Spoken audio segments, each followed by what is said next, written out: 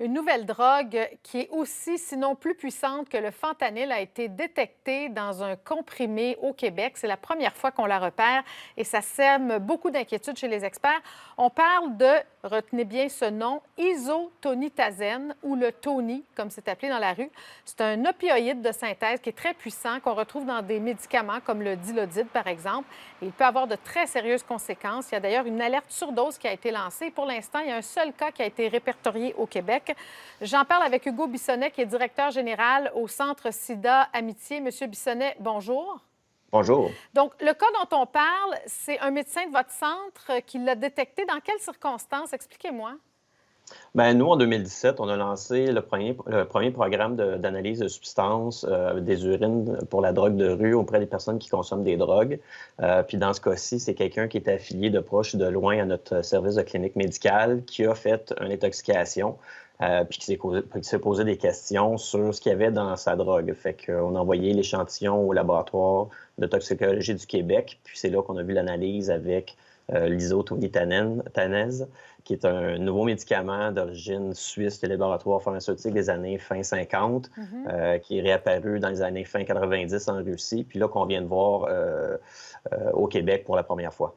Donc, le cas dont vous parlez, heureusement, la personne a eu la vie sauve. Elle a pu s'en sauver. Mais pourquoi dit-on que c'est aussi puissant, sinon plus dangereux encore que le fentanyl? Quels sont les effets du isotonitazène? Ben, en fait, c'est un opioïde, hein, donc c'est toute une question de puissance puis la dose qui fait le poison. Puis souvent, les gens ne savent pas ce qu'ils consomment. Donc, quelqu'un qui consomme une substance qui est comme l'équivalent d'un Dilaudid, puis finalement qui est plus puissant, mais qui en consomme une quantité égale comme si c'était un Dilaudid pharmacologique d'appellation contrôlée, n'a pas les mêmes effets. Fait que c'est les arrêts cardio-respiratoires, les personnes vont s'endormir, vont arrêter de respirer, puis ils risquent de faire une surdose. Ou une intoxication dans ce cas-ci. Donc, la personne était chanceuse. Il n'y a pas eu de danger. Il y a eu un paquet d'effets indésirables. Par contre, la personne n'est pas allée à l'hôpital parce que souvent, les personnes qui consomment des drogues sont un peu réticentes à aller consulter les urgences dans un cas de surdose ou d'intoxication. Donc, un seul cas répertorié jusqu'à maintenant. Vous avez quand même lancé une alerte surdose. Pourquoi? Ben, depuis 2017, c'est quand même plus de 2700 analyses qu'on a fait d'urine avec des drogues qui contiennent différents trucs, souvent des trucs qui sont des drogues de rue. Puis les gens ne savent pas ce qu'ils consomment. Fait que quand on voit des éléments qui sortent du commun ou qui sont plus préoccupants ou que les patients qui viennent nous voir nous disent écoute, j'ai eu des effets indésirables importants qui nous nomment en fonction de ce qu'ils ont consommé. Quand on trouve ça important, on diffuse l'information.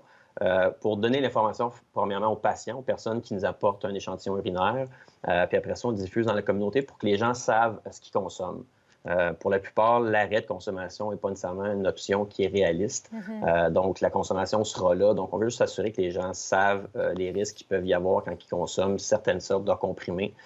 Des fois, on est chanceux, on a accès à des images. Fait qu'on peut dire le comprimé avec un imprimé CH, Star. Dans ce cas-ci, il y avait deux logos sur le Tony. C'est juste pour sensibiliser les personnes qui consomment des drogues ou les proches à dire faites attention, allez-y avec des petites doses. Dans ce cas-ci, l'analoxone est efficace, mais pour certaines régions, on a des languettes d'analyse de fentanyl rapide. Ça ne fonctionnerait pas dans ce cas-ci. Fait que c'est toujours d'être à l'affût, de faire attention. Puis actuellement, dans la crise des surdoses, on n'a pas beaucoup d'outils pour intervenir en prévention. Là. Quand on est rendu à l'analoxone, souvent on est en prévention, il est trop tard, il y a eu une intoxication ou une surdose. Donc, avec des avis comme ça, on veut sensibiliser la communauté, principalement de ceux qui consomment des drogues, parce que c'est les personnes concernées. Puis c'est eux qui se posent la question sur hey, qu'est-ce qui se passe? On a des proches qui décèdent, donc on essaie de travailler avec eux de façon non répressive pour qu'ils soient le plus en sécurité possible. On sait à quel point le fentanyl a fait des ravages dans l'Ouest canadien et même ici à Montréal. On va espérer, M. Hugo Bissonnette, que votre appel soit entendu. Merci d'avoir été avec nous cet après-midi. Ça fait plaisir. Au revoir.